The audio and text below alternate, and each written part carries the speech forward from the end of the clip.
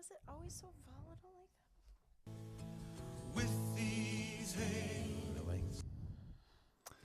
What's that? Total amateurville around here.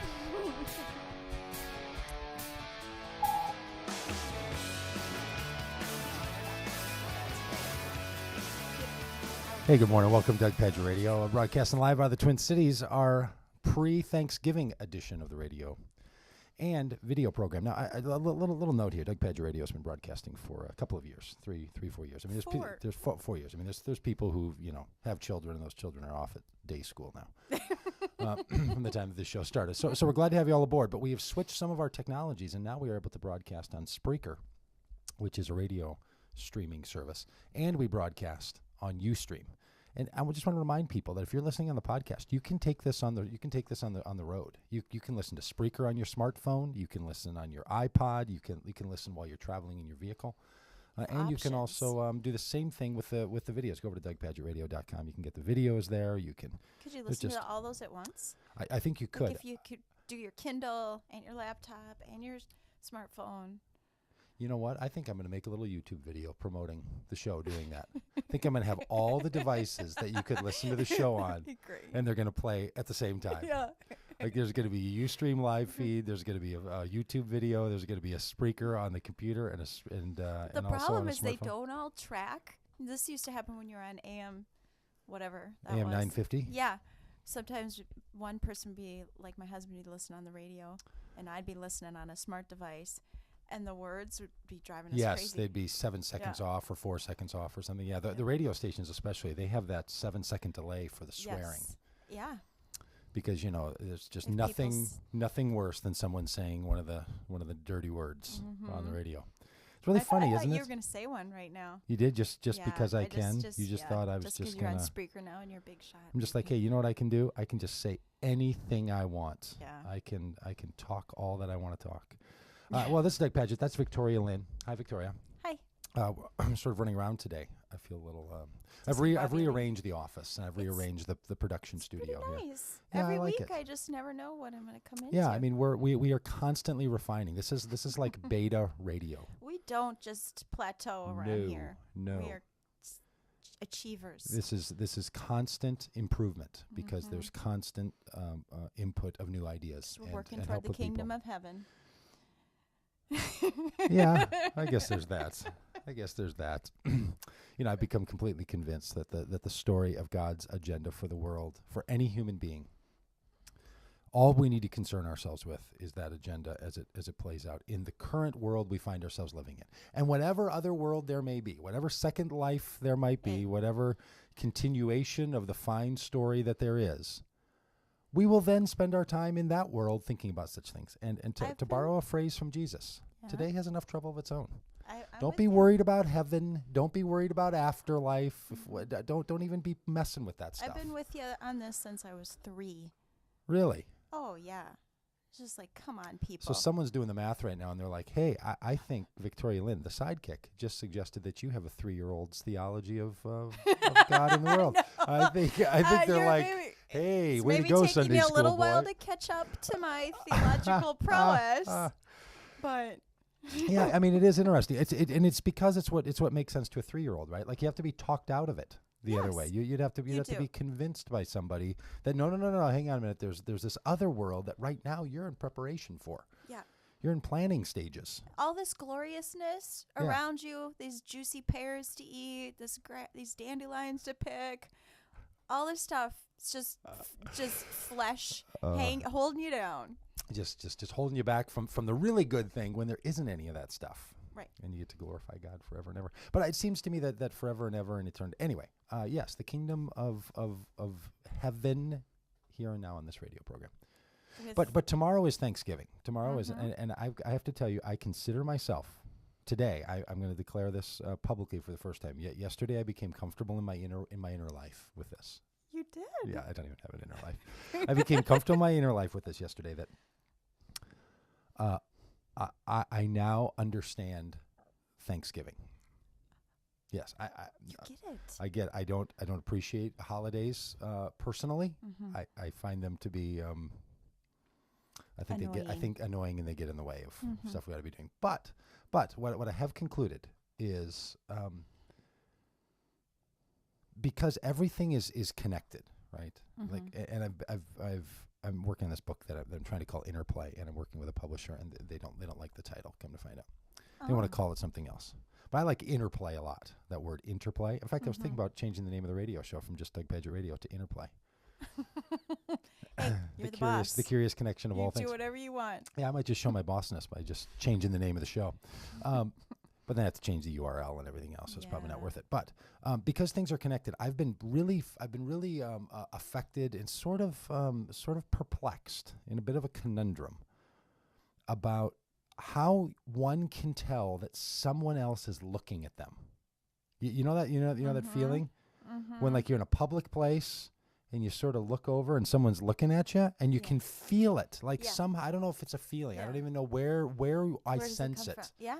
I don't know where in me, but I know it's happening. Right. Well, I know it's happening when I look over there. Right. It's like something draws my eye attention, and I pay attention over there. Yep. I'm like, man, that guy's looking at me, or that it's always a guy. So that guy's looking at me, and that has thrown me. Like, what's happening, right? How is there something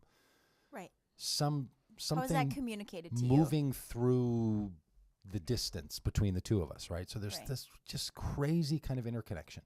So that's got me thinking about a whole lot of things, like just out of that little that reality, that phenomenon. Well, I think that holidays become these times of collective attention, whatever the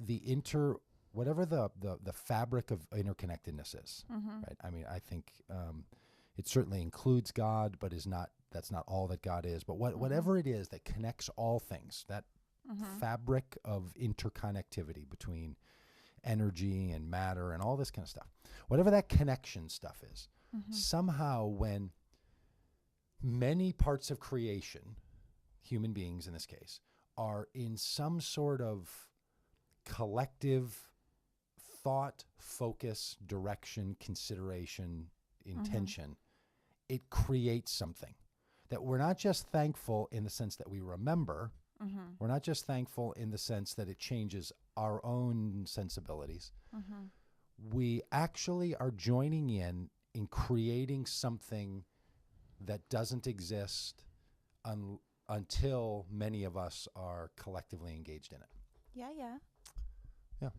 So holidays now, I'm thinking, well, holidays become this time when, as societies, we pick. In the United States, we pick this particular day for Thanksgiving, and the people, the northern immigrants in Canada. I just call them pre-immigrants. I'm sure someday they're all going to sneak across the border. We need to build that wall. Yeah, well, I'm just afraid we're only building the wall down south. Be overrun and being by someone Canadians, who lives in a border state, I am terribly concerned about this. Being Canadians. So the pre-immigrants up in Canada, they have their own. They have their own Thanksgiving, and then other cultures will have something like a Thanksgiving. They'll have a harvest festival. They'll have a whatever. And so when whole groupings of people focus energy together, focus thought or intention, and whatever thankfulness is, gratefulness is. We were in a long conversation last night with a group of people about this. Whether it's an emotion like happiness, oh, I'm grateful, or it's an experience that you have, like I'm struck with gratefulness, like you're I don't know, you're struck with some kind of an experience like running or something, or is it a human quality? Is it some sort of a thing one ought to achieve? You should be grateful, like you should be kind. Or you can set it as an intention. Or an intention. I'm going to work toward this. Yeah, because it's like a or I'm going to look for this, like a word find only. Yeah. I'm going to look for things to be grateful. One of my friends on Facebook, each day she's been putting something, and they're kind of quirky and fun and interesting and thought provoking. I've been enjoying them each day. What she's grateful for, and so I think to your point, this connectivity, and when you set an intention, or if a whole group of people are moving toward a particular thing, that energy can create something. So are you going to do a whole 180 on me on holidays now? You're not going to be a curmudgeon No, anymore? I'm not. I'm still going to be a curmudgeon. Are you? Yes, I've only become comfortable with this because I can still be anti-Thanksgiving and Christmas. Because we're holidays. focusing on the wrong things, right? There's so much focus on energy around creating a particular kind of experience in food and yes, maybe that. Stress maybe around not that. because we're focusing on the wrong thing, but because there's also all these other things. Yeah. That I don't want to value them as right or wrong necessarily, but that stuff I just despise it. But it's not like, well, it's getting in the way of the like real setting reason. A table or that kind of thing. Whatever it might be, let's say. But it is not that I think, oh, there's this better thing, and if all of us would look at the better reason for the season, pick your season, Valentine's Day or Mother's Day or 4th of July, or pick any one of your holidays, making the world better interrupters, right? Any of the things that interrupt people from doing what they would just rather be doing. So that they can the disruption because of I'll hold that thought. If I don't remind myself, I'll tell you what it is about holidays I don't like. But I'm not suggesting that there should be this really super great reason. And if we would just all stop the shopping and stop the eating and stop the whatever, then we could all be grateful. No, it's not competing against that. But I do understand. I'm toying with this idea that when we have these kinds of celebrations, and I do think it's across the board. I think Valentine's Day counts and lots of these things, that there's a collective consciousness, right? Which sounds totally woozy-boozy, like, geez, who talks like that? It's just, I don't have a better word. But there's a collectiveness, there's a collective consciousness to all of this that I think really does create something else. Not, we need to be more grateful people, and this is a good internal spiritual practice, right? Because this is the thing that I'm like, that stuff. No, I don't think that's what happens with people without internal worlds. Yes, yeah, they're like, what are you talking about? I don't even cultivate them. Yeah, and you spend how's that going for you? How's that working? It's always a process. But there is something created with that is not about our intentions, right? So it's not that, we really want the world to be more grateful or something, so let's all think gratefulness. I don't think it's one-to-one like that. What I'm suggesting is there's something that is generated and created when human beings collectively engage together in what activity. Is it? Well, it might be. It might be. It might have nothing to do with an emotion or an experience or a quality like thankfulness. It might be that somehow it creates some additional energy in the cosmos that then produces something later. But isn't that what any of those things are? I mean, aren't you kind of splitting hairs here? I mean, I'm just saying I don't. Isn't that what gratefulness is? Like whether it's a collective energy or whether it's an individual intention or individual embracing or individual looking for it, whatever. I mean, it's all part of the same thing, isn't it? I don't understand. Yeah, I'm just saying it doesn't. I'm saying I'm not suggesting that this kind of collective consciousness has an predetermined outcome. If we are more grateful, then this will happen. I don't know that we always know what's going to happen. What the this is, but something seems to have or a maybe flavor of something. I mean, if you're all striving toward war, you're going to have a different kind of flavor of outcome than if you're all striving toward gratefulness. Yes. So flavor is a nice thing because it has a range to it. Yeah. So anyway, I'm not softening on my curmudgeonness about the silliness of holidays that most people take as simply an excuse to stop working. Right? Like when it gets pitched as that kind of stuff, these long 4-day weekends. And I know some people have to work jobs that are horrible and they want to break from. But I think a lot of people should reevaluate either the kind of work they do and change it, or reevaluate the work that they do and not be pursuing so intensely the chance to not do your job, the chance to not work. Yeah. Right? Now this is from, somebody who might have, workaholic issues, but Might. But if work is a positive part of one's contribution to the world, their own self-development, their partnership with others, then why do people constantly wait for Friday and constantly want and sort of cheer on the long weekend vacations? It's a curious thing to me. And I think we have a real problem in our world when we either don't help people to make better of the jobs that they have. Like I have a particular job. I'm a landlord. Like I'm a That's property the one you owner. want to break from. Oh, I hate it. I hate it. Like, it was such a bad idea. You got to get out of that. Yeah, I mean, just 7 years ago, if every cell in one's body, it completely transforms every 7 years. I'm a totally different person than I was back then. And I don't like the life that I find myself trapped in. So I want out of it so very badly. And I'm going to act on that desire, right? I'm going to get out of it. You're going to sell your buildings and stuff? As soon as, whenever I can. I mean, it would today. You want to buy them? Well, deal. No. I mean, I would sell them. I would the sell most them to horrible anybody at any point for any amount of money if I could get out of the obligations that I have. So I'd be glad to do that. But I want out of it, right? So I understand there's people who would be like, look, I'm in a job. It totally sucks. It's horrible. It sucks the life out of me. I have to get out of this, and I'm going to. Oh, okay. I get that. It's when people go on and on and on. Yeah, like this is my career. This is my job, and I can't wait for the long weekend. I can't wait for my vacation. I really don't want to go into work. That low-grade disappointment, that low-grade fever of frustration. Yeah, it's no good. I don't have a lot of patience for it, but I do think it gets complicated fast. And I will say I sometimes view holidays as the way I sometimes look at travel.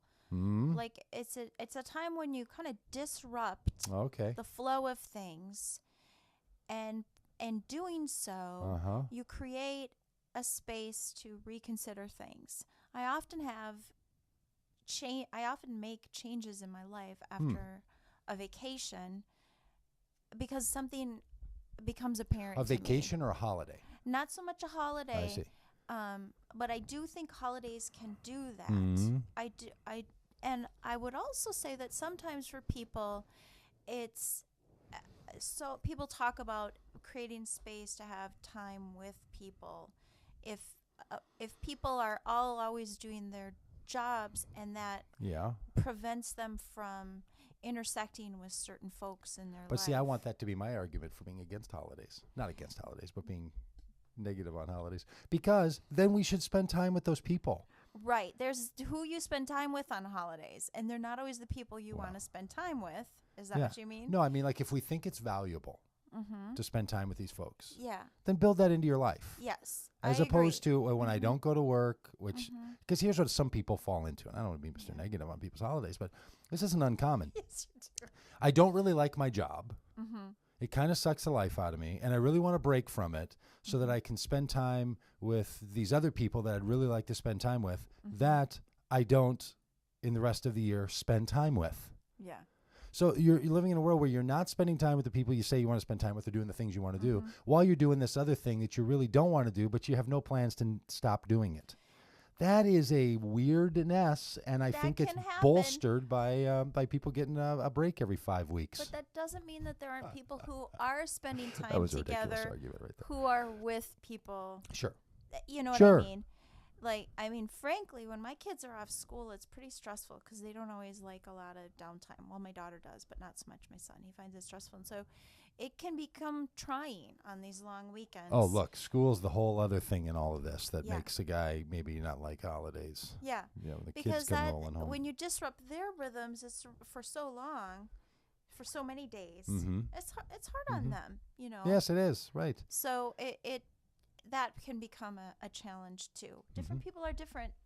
So yes, people are yes, for sure. I mean, and I'm not suggesting everyone should take such an enlightened view of holidays as I do. I hate the stress where people set up these perfect ideals of how they want this perfect experience. Yeah. And then they are just awful. And okay, then that's good that we bring this up right now, because I heard yesterday from your husband. Yes. That you are going to try to smoke a turkey for the first time ever on Thanksgiving with no practice runs. We practiced on a chicken. Didn't he tell you that? You that's like a guy saying, "No, sure, honey, we're both virgins, but I've been practicing." So I'm really ready to be in this thing with you. No, I don't think that counts. It could be a colossal disaster. Absolutely. And it could. I don't know how it's gonna go. I hope it goes great. I really do hope it goes great. But I wanted to do it today. Holy moly! Because he's working from home today, and my kids are out of school today. Oh yeah. They're doing their thing. I brought it up yesterday to him, and I didn't tell him I was gonna bring it up to you today. But yeah, he said that. So I thought we should do it today, and then because I don't mind taking big risks and stuff, but I like to do stuff ahead of time. So I started cooking 2 days ago, and I have most things as made as I can before the day for all kinds of reasons. But the turkey, I really wanted to do it today, but he was adamant against it. He's got it nailed. He's got it locked in. He is a much more methodical person than I am. Yeah. And he's a very careful. He's not as prone. Careful and calculating. Yes, extremely so. Extremely so. Almost Asperger's. Jeez, Brent, I hope you're not listening right now. Oh, he doesn't listen, really. He doesn't listen anymore? Okay. I don't know. He hasn't. But so I think if anybody could pull it off, it's him. Okay. We also, a Doug Pagitt listener, Mike Stavland, has been coaching us along the way. Did you tell Mike what you're about to do? That you're gonna do it without He's all for it. He is a big fan. I mean, he was the one who recommended practicing. He's gonna do it live. A chicken. Yeah. Well, he said practicing on a chicken, and that's gonna get you there. How'd that chicken go, by the way? It went well. Yeah. Yeah. It got all the way done. It did. It did get all the way done in the oven. After you put it in the oven. And it's a little bitty chicken. I know. Do you know how hard it is to get flippin' day? I know. I think what's going to happen. I hope it's perfect, by the way. I want to be on the record here. I'm not jinxing this. I want it to be perfect. One of the scenarios that could happen is that we eat without the turkey, and then we have the turkey later. Or we don't have turkey at all. Hang on a minute. That could happen. Hang on a minute. What? This is Brent's veganism coming out, isn't it? He's sabotaging the turkey. Dear listeners. He is totally sabotaging this whole thing. I'm sorry. He could be. The turkey wasn't done, but we do have some soy. Somebody's bringing a ham, so we're gonna be fine. I know. See, I think ham is much better. Way better. Oh, I'm turkey, the worst. Yeah. I mean, just all my years so of lunch being a meat. vegan, I missed ham. Yeah. Does anybody coming off of I can't have meat right now because I get an illness or whatever, and or someone that has whatever they get that causes them to be a vegan or vegetarian. Does anybody come off of that period and of time go for turkey? and say, the first meat I want to cross my lips. Oh, if I could turkey. Just get myself over for some nice sliced turkey, or maybe some really tough, sort of dried out turkey breast. I've never been a fan of turkey, and that's why I wanted to smoke one because I thought maybe then it'd be palatable. How did turkey become the bird of this holiday? I mean, I do not. It's a horrible, horrible mistake. And it's a big Minnesota thing. We should claim Do a other little. people not have turkey? Everybody has turkey. Yeah, no. I think people. I was messing with my cord. I think people do have turkey all around the country, but Minnesota produces a third of all the turkey in the country. We do. Yeah. Oh, yeah, maybe even Genio and these places. Yeah, like this is Turkeyville around here. You know, I mean, they just produce them down. I went to a turkey race this summer. Did I tell you that? Really? Worthington, Minnesota considers itself like the turkey capital of the country, but then there's another place in Texas that says that Really? they're the turkey capital of the country. So Of every course. year, What is it about Texas? Every time somebody wants to be like the head or the capital of something, somebody from Texas has to chime in like, oh no. so they have I this gotta tell you, I turkey think we are. race. So they have like handlers with these big paddles. Was this in Texas In or was it in Worthington. Worthington? Did they Yeah. call up the Texans and And they have a Texan turkey and a Minnesota turkey Really? race, and then they have that's the part 1, and then they have part 2 in Texas, and then they determine each year who is the winner. really? But these turkeys are so stupid, and it takes like 3 human beings to try to get them, Huh. but they don't care about the race. I mean, there's something. I No, don't know. I don't think the reason for raising turkeys is their speed, is it? Is that really the No. quality of the And turkey if that they, one like, one go state off says into we're the nation's audience, leading then they turkey? get a penalty, and if they have to be touched, and it's hilarious. So Well, that whoever- is kind of fun. It was pretty hilarious. Way But more fun anyway, than cooking one Cooking and one eating one. and eating them. The big trick is gravy. That's my answer. I make this awesome mushroom gravy. You lather yeah. it on anything, it tastes fantastic. Yeah, You could put it on soap and it would taste good. So really. so turkey tastes pretty good under my mushroom gravy. Well, I'm sure people are going to make fantastic meals, and I'm sure there will be people who just this is their favorite meal of the year. I'm guessing there's people listening right now, the day before or the day of or the day after, and they're just like, oh, those people have no idea. We just make. But there's almost nothing about that meal that I personally aspire to or enjoy. Well, and it's interesting because this is the first time I've ever had Thanksgiving in my house. I've always been somewhere else. I've never had a crowd for Thanksgiving, and it brought up a certain kind of distasteful snobbery in me that I was surprised by. Oh. So How I had so? Like certain somehow you there think were you're certain things that I was like, no, that will not be on my Thanksgiving table. And I like to think of myself as a fairly democratic person when it comes to anything, food, books, Yeah. art, literature. So I was kind of surprised. I was like, I refuse to buy Cool Whip. Oh, really? Somebody like can that's bring where it. you drew the line? Was it the Cool Whip? Jell-O. I was like, no Jell-O salad. We would have had nothing on my table as a kid had we not had Jell-O and Cool Whip. I'm telling you. And white rolls. And like- mandarin oranges. That was it. And some cottage cheese. You take those 4 food groups out: the Cool Whip, the mandarin oranges, the cottage cheese, and the Jell-O. Really, I just don't like Jell-O. But there was a little bit of surprising. Is that true? I don't like Jell-O. How so? Who doesn't like Jell-O? Me. Really?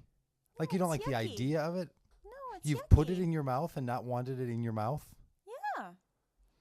Sometimes No, you ate it and you're like, oh, that was really great. I No. shouldn't like that. No, it's a texture thing. It's too jello-y. Really? I don't like it. So I think never that's dawned on me it's that very there easy would to be be somebody a, who a wouldn't like snob Jell-O. about things you don't like. Oh. Apparently, because I'm doing it right now with your Jell-O thing. I don't think of myself as much of a food snob either, but on this Jell-O thing.